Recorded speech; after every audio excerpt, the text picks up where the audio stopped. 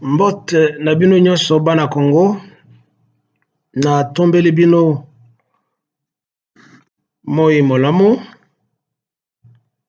eyenga elamo na baoyo bafani na ndako na bango bazokolia bazokomela to bazali kosolola eyenga mabe na bato bakendeki na eloko babengi ndako ya Nzambe bazali ba meme bazali ba mpata baza bangombe baza bantaba balingaka koyoka te ke il faut bakendeke na ba église te il faut bafandaka na ndako na bango oyo basalaka soki okomi na mokolo ya poso mokolo yenga il faut pema na ndako olie ozwaka bana surtout ba mama okotambwisa bango kilometre mobimba ozoke na makolo o pasteur alobaki il faut tokoma na église okende pe kuna opesi lomeya oyo ozalaki na yango ozongi maboko pamba ofaire souffrir bana pour rien ezali malamu te. Alors nalingi na banda na kamwa video moko mbote ndeko Félix Tshilombo mbote monsieur le président mbote na yo mbote mingi balobaka mwana oyo akozala malamu ayokaka liteya ya bakolo pe liteya ya bato nyonso parce que soki bato bazokopesa yo mateya elingi koloba balingi yo bazokotosa yo mpe balingi nzela nyonso efungama mpona yo. Ndeko Tshilombo utakala toza koyebisa yo kanga bandelo oyo kati na biso na bamboka oyo ezotungisa biso Sudan, Rwanda, Burundi, Uganda ti na se akote ya Tanganyika kanga bandelo wana kanga ba frontière lelo oyo voisin na biso oyo a sentir les menaces d'un danger n'a pas hésité à prendre cette décision mpe akangi ndelo na ye entre ye na Rwanda po amoni ke ezali seki te Kagame aza moto mabe ye na bato na ye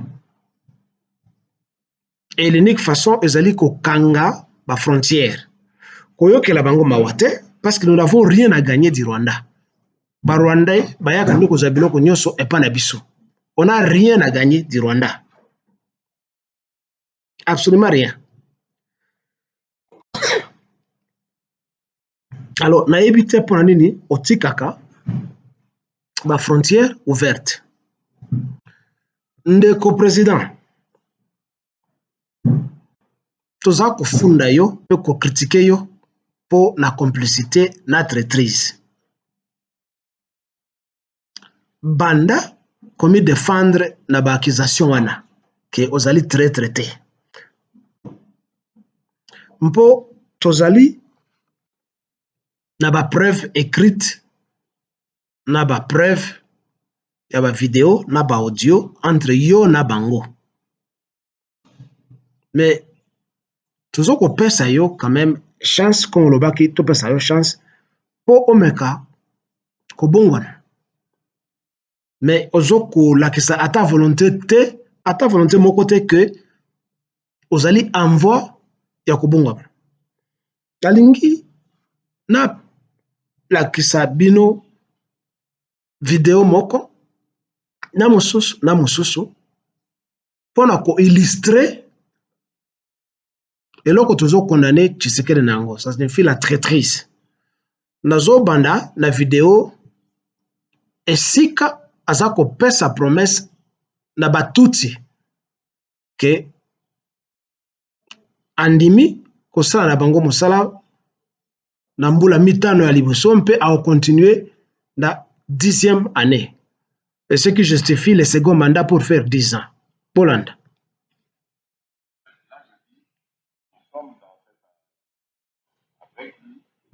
À travers lui, son parti, sa coalition, son recrutement, pour 10 ans. Et reposez-moi peut-être la question dans 10 ans. Là, je vous dirais, ah oui, ben, suite à cette expérience, on lui devait maintenant choisir d'aller seul ou avec X ou Y autres regroupements, c'est autre chose. Mais avant les 10 ans, nous nous en tiendrons à ce que nous avons convenu. C'est-à-dire, nous allons gouverner ensemble la RDC demain et en alternance. C'est ce que nous nous sommes convenus et nous allons nous en tenir à cela. Je le dis devant témoins, ce que nous disons va rester consigné et vous allez voir que ce sera la part que j'effectuerai au nom de Dieu. Voilà.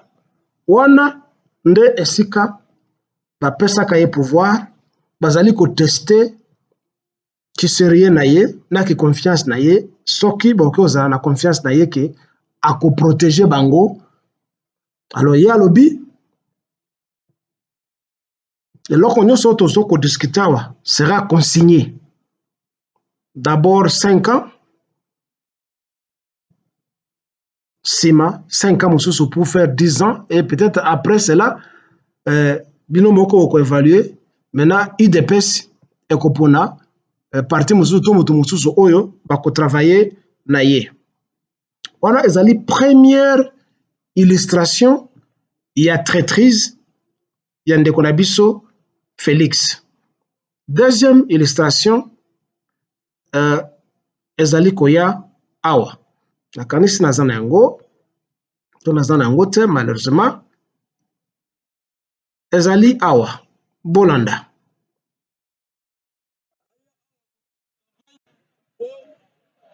Yo en conflit na ndeko na yo na voisin na yo toza biso nyonso bacongolais eza boye te mutu oyo akoya koyebisa bino makambo ya buzoba mpona baintere na ye atiki bana ye na poto bazotanga baklase ya kitoko kuna aya kosuka oyo bana bato mosusu bakufa mpo ndima yango te oyokani oza na commissaire provincial ya police oza na commandant ye wana bomoni ye oyebi général Pades ye wana soki bayakisa bino bikumbe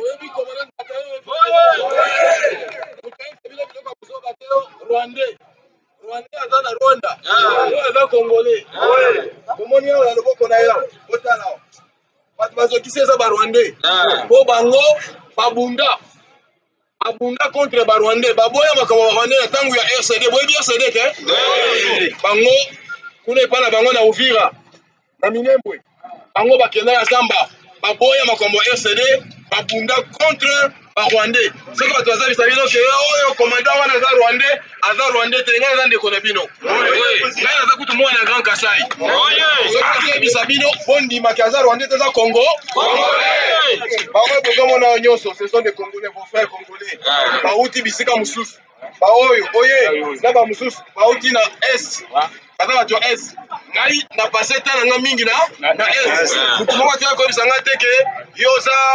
moluba oza boye na boye oyo wana aza rwandais oyo wana aza boye oyo aza na boye badiscours wana eza badiscours ya mabe frères amis. Voilà. Nakanisi bino nyonso boyebi mutu wana Papa Biceps nakanisi boyebi le général John Tibangu qui était en train de forcer les Congolais bandima barwandais que barwandais bazali bandeko na biso alobi moto moko ayebisa bino te ke bazali barwandais mais la morphologie ça ne trahit même pas, ça nous renseigne que c'est un Rwandais. Hier, azali nani pour obliger aux Congolais bandima batouana batelemi wana teke bazali barwandais te. Ça, c'est de la démagogie, ça. C'est une histoire qui nous fait dormir debout. Comment quelqu'un qui est dans l'armée, qui est censé qui est censé protéger la population. Akende kolbakeno, bato aye na bango wana, bazali ba Rwandais te, bazali ba Congolais, et puis bauti epa na bango na Minembwe. Est-ce que Minembwe, ezali pas ba Rwandais? Est-ce que Uvira, ezali pas ba Rwandais? Pour aller obliger aux Kassaïens et à tous les autres Congolais que ces gens qui ont cette morphologie soudanaise, enfin nilotique, sont des Congolais, babundi na banane. Un Hutu est plus près, plus clos à nous, les Bantous, qu'un Tutsi. Les Tutsis sont victimes, les Hutus sont victimes des Tutsis. Mais pour nous, un Rwandais, c'est un Rwandais. Alors, John Tchibango doit cesser ça. Et s'il le fait, c'est parce que Ayebike, le président Félix Akosala est là comme côté.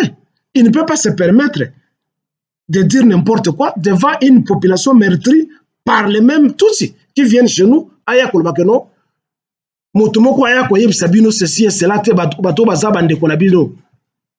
Monsieur le Président, ça c'est la deuxième illustration pour vous montrer que vous allez traître. Vous voyez ça? Il faut que ceci cesse. Il faut que ceci cesse. Ça, c'est de la traîtrise. Voilà. La lingi, nayo que le Sabino audio, il y a un déconabiso Dieu donné comme Kimpele. C'est un audio que Batuming Basio Mona Kiango, l'air Azali, que vous allez interviewer, et je pense par notre confrère Kerun Maïzo, Napoto. Boyo Kango.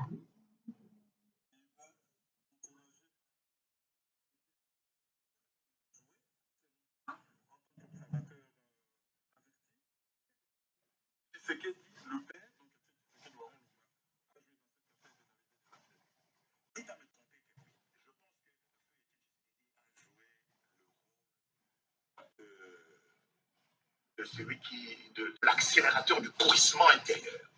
Celui qui a fait pourrir de l'intérieur le pouvoir. C'est vrai que ce pouvoir de Mobutu était déjà fatigué, il n'y avait plus d'imagination. Mais à l'intérieur, c'est lui qui a affaibli le pouvoir de Mobutu, permettant ainsi à l'AFDL d'entrer depuis Demera jusqu'à Kinshasa en moins de 9 mois sans coup ferré.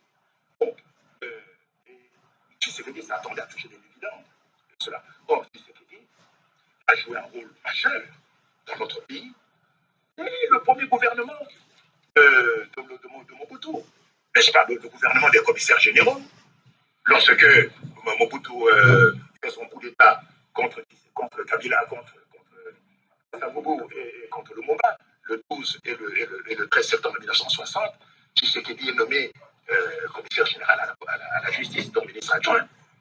Son patron, c'était Diaou, n'est-ce pas?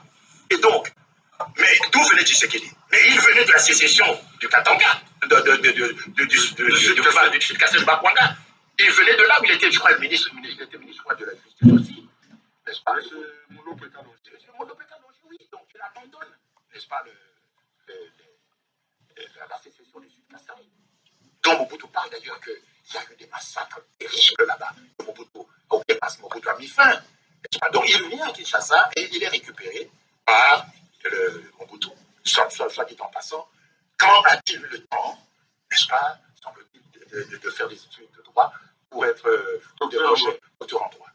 D'abord, à l'époque, à l'Ovanium, il n'y avait même pas de licence en droit, il n'y avait seulement qu'une candidature.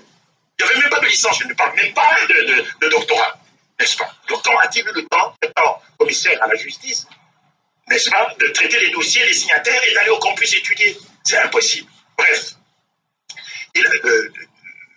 Tshisekedi a accompagné Mobutu pendant très, très longtemps, de 1960 jusqu'à la création des années 1982. Donc, de 1960 à 1982, donc pendant 22 ans, Étienne Tshisekedi a accompagné Mobutu. Après, il s'est séparé de lui, pour des raisons qu'il n'est pas nécessaire d'élucider ici, mais il n'a jamais endossé sa part de responsabilité dans les événements qui se sont déroulés pendant les 22 ans où il a côtoyé, où il a cheminé avec Mobutu, et notamment la pendaison des Kimba, d'Anani et d'Amba, n'est-ce pas, au mois de juin, début juin, n'est-ce pas, 1966. C'est lui qui était ministre de l'Intérieur, n'est-ce pas? C'est lui qui était ministre de l'Intérieur. Et d'ailleurs, il y a une interview qu'on peut trouver à la RTBF où il justifie devant le journaliste belge pourquoi ces gens-là doivent être pendus. N'est-ce pas?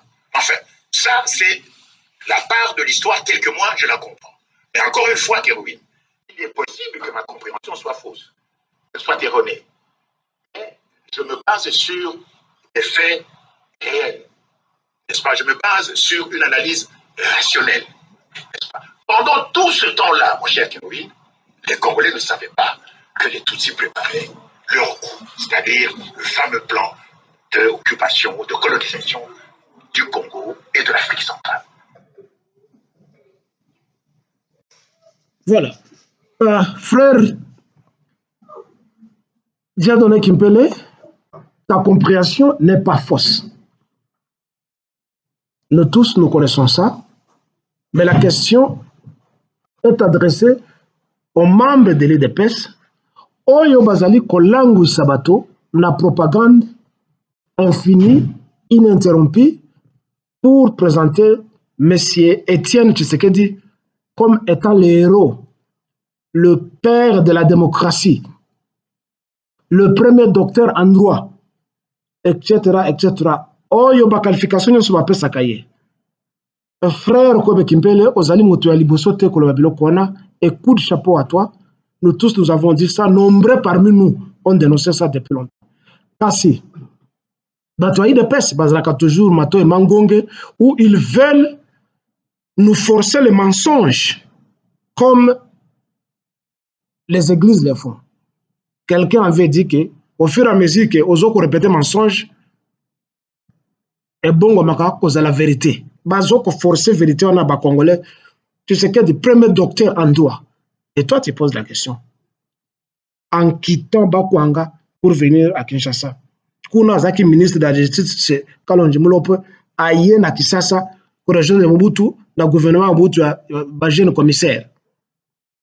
Et commençant à signer le dossier par là, quand est-ce qu'il avait eu le temps? Il y a Kotanga, même pas cours du soir, à Zouaki Angote. Mais l'UDPS continue à forcer les mensonges dans les cerveaux des Congolais que Étienne Tshisekedi, qui premier docteur en droit, alors qu'il n'y avait pas de doctorat à l'INIKIN à l'époque là. Mensonge de plus, traîtrise de plus.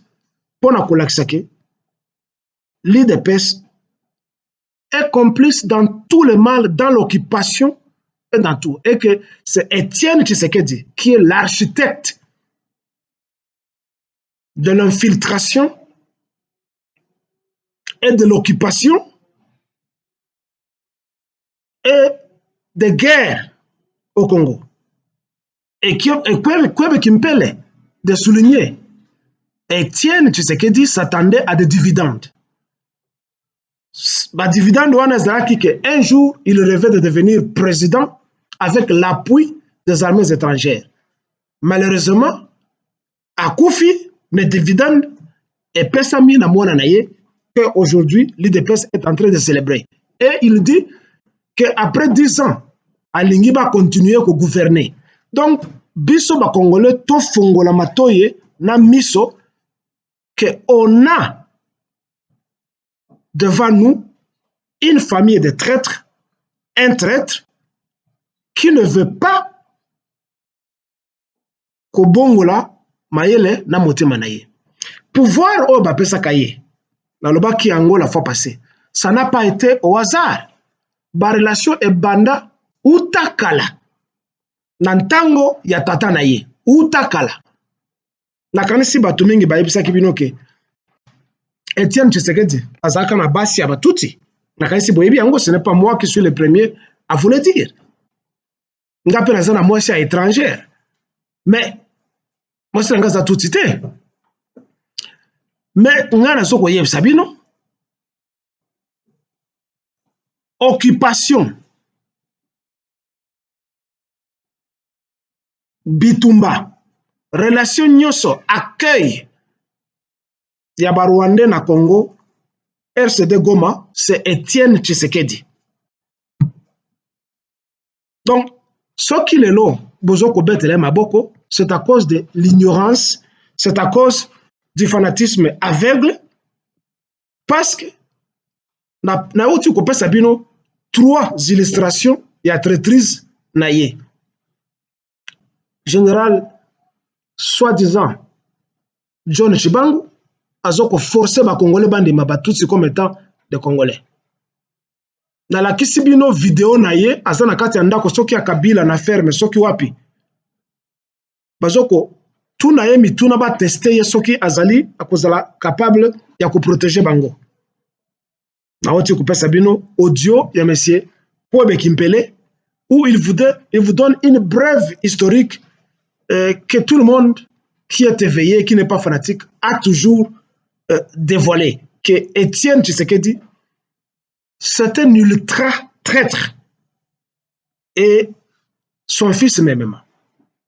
4e illustration, vous allez le fait que depuis Azwa et Bonga, Félix Aninga Akokanga pa frontière te, comme je vous l'ai dit à l'entame de mon propos. Aninga Akokanga frontière te.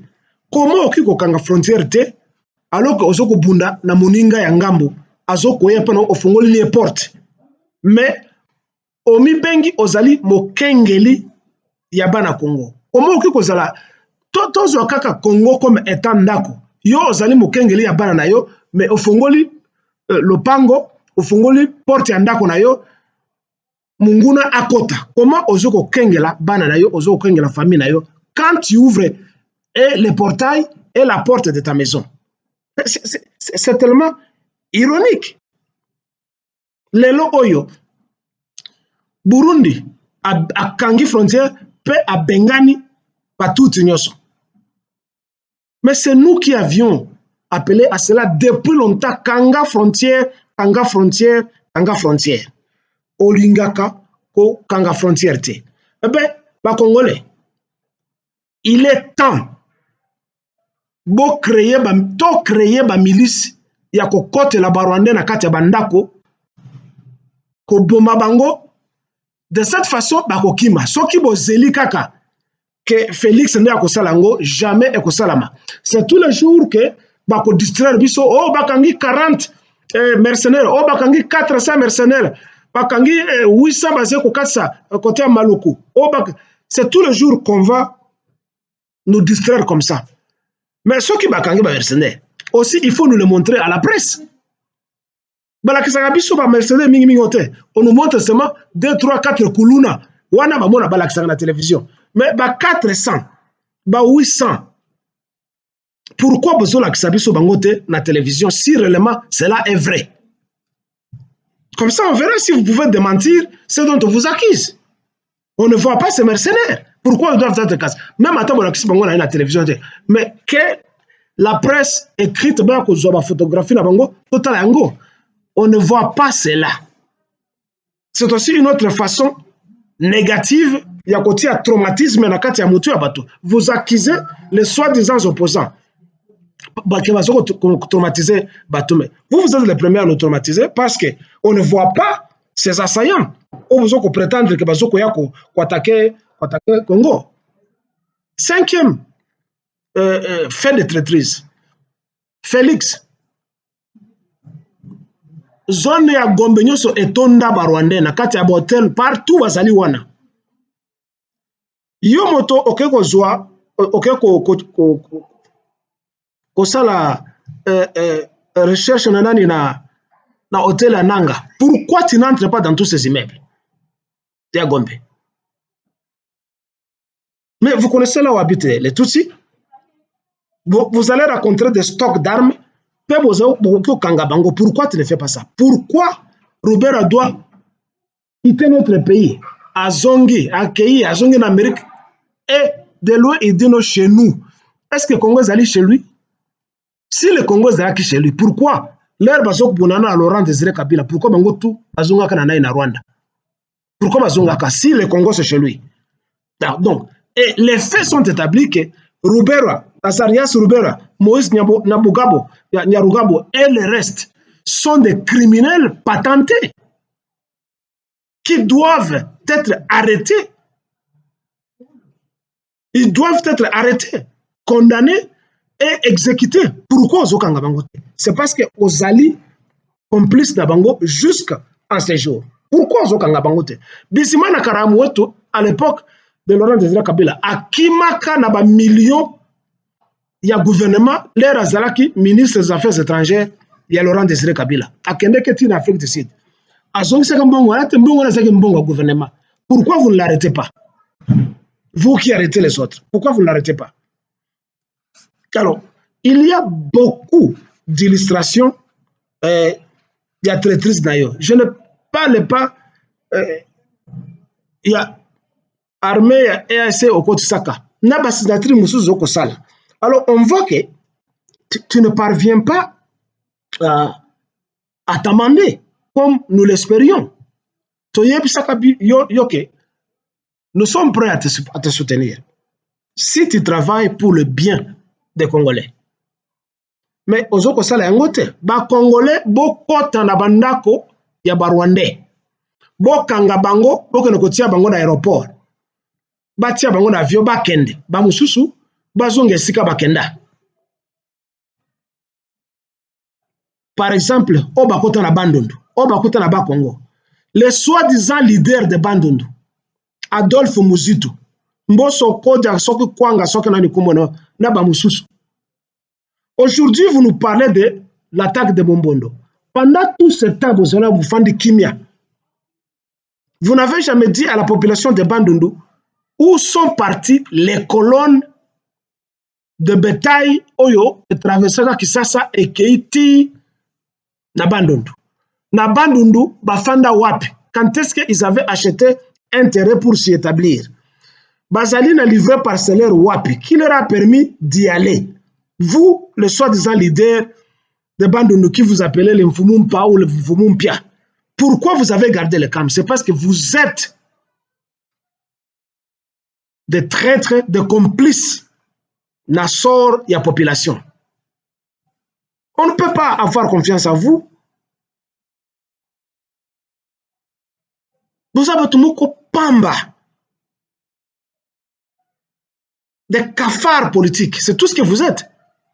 On vous a corrompu et vous sacrifiez la population, vous sacrifiez le pays, vous gardez le calme.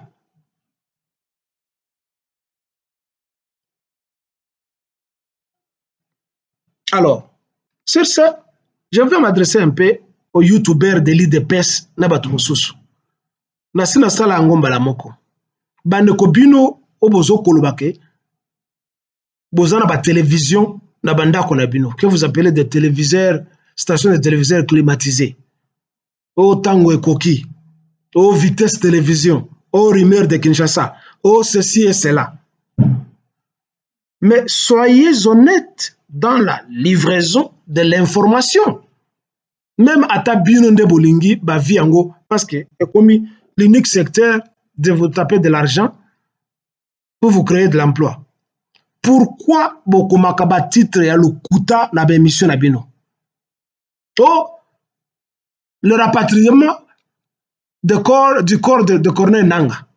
Oh, Corneille Nanga et l'union sociale baby nanani na drone. Oh, tokoye beso l'unité et baby. Oh, azali touché, azali quelque. Montrez-nous le visage ou le corps de Corneille Nanga. Azalité. Il faut être honnête dans la vie. Vous êtes des menteurs. Et s'il y avait un pouvoir fort, bah, soi-disant, télévision à Pamba wana ya Toufi, il a fallu bakanga yango. Ce n'est pas ça la liberté des médias, la liberté de presse ou la liberté d'expression, qu'il faut mentir. Bolingi bato, bafongola, et au lieu de donner l'information, vous passez le temps. Bokota, wapi. Pour écouter des bêtises que vous dites. Ce sont des bêtises. Vous êtes des chiens enragés. Vous vous mettez à aboyer. C'est pas comme ça qu'on parle. Ce n'est pas comme ça qu'on délivre l'information. Je le répète, vous êtes des chiens aboyants. Ce n'est pas de l'insulte. Ça se voit. Nakateba YouTube Nabino. Pourquoi vous mentez? Vous manquez l'éthique. Il y a du journalisme. Vous mentez, vous êtes des menteurs. Mais c'est pas comme ça qu'on travaille. C'est pas comme ça. Alors, aujourd'hui, pour passer à notre point, namoni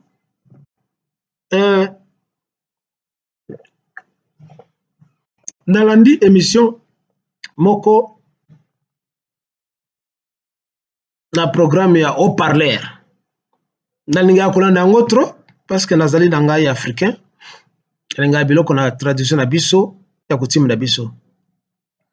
Mbote na chef Daniel Ngola Nyanga Kilwanza Luvumbo soki Luvumba ya bampende à côté Angola oyo alekaki na émission haut-parleur. Mbote na yo mfumu mbote eloko ekamwisi ngai mpe ekamwisi ngai pete eke bato bazalaka une fois que bazali devant micro ou devant caméra bazalaka neti bazana molango. En fait bazalaka neti te bazalaka na molango bazalaka drogué et ils se mettent à dire n'importe quoi. Nayebi te c'est pour se donner de l'importance ou pour plaire aux auditeurs ou aux téléspectateurs. Mfumu souffre ngana yebso ke okosi na biloko mibale prétention ya eloko oyo ozali te de lukuta à propos de la circoncision. Mwana oyo azoko tuna yo mutuna ya mwasi wana atuni yo pourquoi un peu importance de la circoncision. Oui, tu t'es bien échappé, mais eloko oyo okoseli nango olobi ke ezali bampende kaka nde babanda circoncision na kati ya monde et puis bango nde balakisa bato mosusu. C'est un mensonge, c'est faux, tu mens ozo kosa et ça prouve que tu es historiquement ignorant, tu connais rien. De trois, olobi bampende nde ba juif. Mais ça c'est de la blague. C'est tout le monde qui veut s'appeler juif en Afrique. Yo ozo omibenga juif. Baluba bango pe bamibengaka ba juif. Et puis na yebisa yo soki okeye na Afrique du Sud okokuta clan moko babengi ba venda. En fait tribu moko babengi ba venda. Ba venda bauta na Congo na Sud Kivu. Bango moko balobaka yango pe ils se reconnaissent comme étant des Congolais. Na kati ya ba venda ezali na ba clan mingi. Ezali na clan moko kombo na yango Balemba. Kaka ndenge tozaka na zone ya Lemba epa na biso na Kisasa. Ezali na Afrique du Sud babengi bango Balemba. Kota na nani na Google to na yao okumona yango soko kusala ba recherche. Balemba bayebani na Afrique du Sud comme étant ba juif noir o bauta na Égypte baye awa na se. Et à cause de la prétention na bango, il y a eu des chercheurs, ba biologistes, ba médecins, bayaki ko étudier ba génotype na ba phénotype na bango, mais surtout ba génotype na bango, makila na bango, etc. Il se peut, d'après les prétentions des juifs qui sont en Israël, que bazali ba juif oyo bazoko bonga bato na Israël, espère que bango bazali na ba gène na bango oyo ezali différent par rapport à ba mindele mususu. Il se peut. Bon, j'ai déjà lu ça plusieurs fois. Mais je dis que c'est une prétention. Parce qu'il n'y a pas une nation d'Israël, il n'y a pas un peuple Israël ou israélite, ça n'existe pas. Isa lokuta. Nazoko koyebi so siko ke ba chercheur bayaka awa pe bayaka awa pe soki okoti na Google to yao okumona ce que moi je te dis. Au comment un documentaire sur Balemba. Le Balemba, bami bengaka, bazali ba juif. Et puis ce qu'on a en Nigeria, aucun en Côte d'Ivoire, pas tout le monde va sayo, bazali ba juif. Donc ce n'est pas seulement les Mpende. Tu as menti, monsieur ou Mfumu Ngola. Tu as menti. Toyebi que peuple juif, au la Bible, ça n'existe pas et ça n'a pas existé dans côté wana. Côté wana ici que bazali, bazalaki bakana. Bakananite bazalaki ba noir. Bazali ko benga bango kala ba phénicien. Nde ba grec bazali ko benga bango à l'époque. Nde ba benga na biso, oui, ba noir mingi bazalaka na Égypte. Mais cela ne veut pas dire que Afrique peut menacer awa ezalaki vide. C'est pas vrai. Mais mingi bazalaki concentré na Égypte. L'ère Égypte ezali attaqué. Comme la fois passée. Na ba peuple barbare et Asie tel que ba Iskos. Et puis na yebisaka bino nde esika origine ya ba juif ezali, mais dans le but na koyela bino moko na expliquer bino. Bazalaki à Égypte zaki attaqué na ba romain, na ba grec. Cela a fait que par la loi de la nature, les plus forts à survivre, les plus faibles à disparaître, to akimi. Nde to banda kokima kuma musu bakena côté à West Afrique, musu bakite na se. Ngai o moto nazo koyebisa yawa, ngai ndeko na yo, ngai jemadari kilele. Donc ki ko retracer un peu histoire na ngai à partir de Égypte. Ngai naza molega. Soki okei na Uganda, okokuta mfumu moko, azali neti yo, mais c'est un grand roi, mais il ne parle pas comme toi tu parles là-bas. Babengaka ye Kabalega. Na répété komona ye Kabalega. Oki na Google komona yango. Kabalega. Azali chef coutumier ou bien roi, pas un chef, il est roi ya royaume ya Bunyoro. Oyebi ke na Uganda bazali na ba tribu mingi bazana Baganda, Bakolomboka, bazali na Banyoro, etc. bazali mingi. Bazali na ba Karamojong na côté à sud ya Soudan, bazali à peu près je pense 25 ou 26 tribus comme ça. Mais Kabalega azali roi ya Banyoro. Biso balegale toti na Égypte. Tokititi na Nil. Leo tokomi na côté ya lac wana, ndambo etikali na Uganda. Ba mususu ba contourner bakei côté ya Kisangani. Na Kisangani okokuta ndambo na biso babenga bango bagenya. Ankelega mogenya ça signifie pêcheur. Ba mususu bakita ba contourner lac Kivu. Ils sont venus se sédentariser dans la forêt. Puis ba se diviser. Wana histoire ya da tribu la biso banir Suwana, ba mususu bakena na Shabunda, o tuzubana Kiabonda, Walikale, Pangi, Mwenga, ezekeme Suwana ezali Balega. Toutaka na Égypte, et ça se trouve dans l'histoire. Mais nous ne sommes jamais appelés que nous sommes des juifs. Bino nyuso boninga mumi benga ba juifs pour avoir quoi? Parce que les juifs actuels ce sont des criminels. Soki ba bengi ozali muyuda, siko ozali nini? Ozui nini? Ça ne te donne pas la notion scientifique, ça ne te donne rien absolument. Ezali ba prétention ya pamba. Pona kusiki sana puana olobi ke ezali bino nde bobanda circoncision. Mais tu mens. C'est un gros mensonge. Mfumu ya Bampende. Kene epa na biso balega. Na 4 zones na pesi wana Mwenga, Pangi, Walikale, Kiabonda, qu'on appelle Shabunda. Tozali na pratique ya circoncision avant Yesu na bino ya tufi wana abotama. Tobenga kango boale. Na esprit ya boale tobenga kango kembelekete. pas Kimbirikiti, comme j'avais vu un autre fou qui était passé dans la même émission. Ce n'est pas Kimbirikiti. Ça, c'est être rwandais, ça. Chez nous, oh, Kembelekete. Et puis, on n'en parle pas comme tu viens parler avec une femme comme ça. C'est une société secrète. On n'en parle pas aux femmes. Et une femme doit avoir le courage de te poser des questions, de te demander l'importance qu'il y en a une circoncision zakanine. C'est pas ça.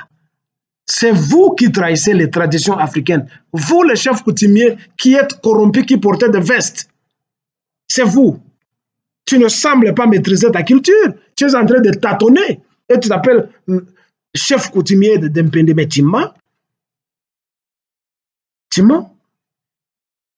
Tu es en train de te débrouiller en donnant des explications et tu t'amènes avec des habits comme ça pour déranger les gens. Tu dois maîtriser ta culture. Je le répète, tu dois maîtriser Bakoutim Nyoso et ne fais pas de coq à l'âne. Nous allons toujours vous suivre dans la télévision, puis on va vous attaquer pour que vous ne puissiez pas corrompre la nouvelle génération. La nouvelle génération a besoin de connaissances ancestrales et coutumières.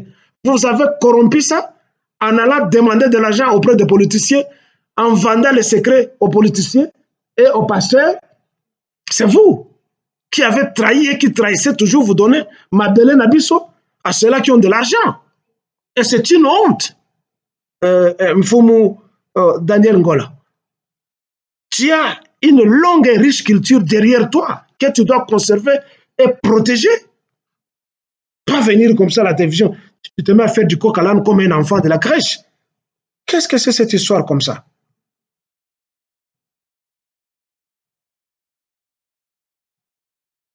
Vous pensez qu'en portant des peaux d'animaux, vous venez comme ça, c'est ça la culture?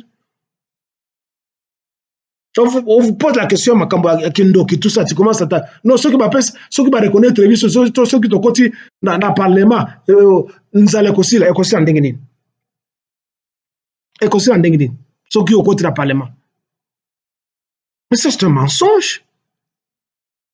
Et aussi en déguiner.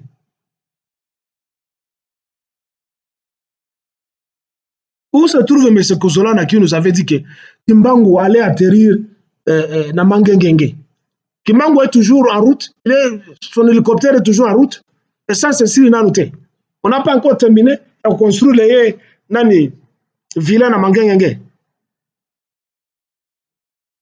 Vous venez raconter des bêtises devant les écrans comme ça pour corrompre la jeunesse pendant que nous avons besoin na esprit ya centre na biso, tozana besoin pesa na kisi, tozana besoin mwana wana atunyo mutuna bino watu bozala bakisi bino bampende bokoza bozala bakisi mingi.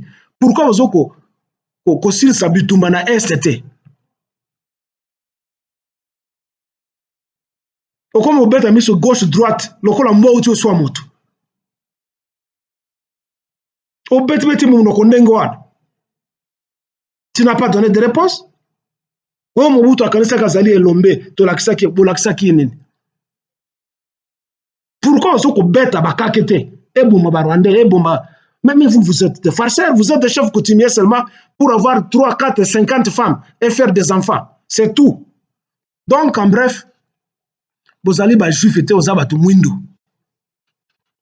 Bampene ba menace de circoncision, on pratique la circoncision presque dans toutes les tribus des Noirs.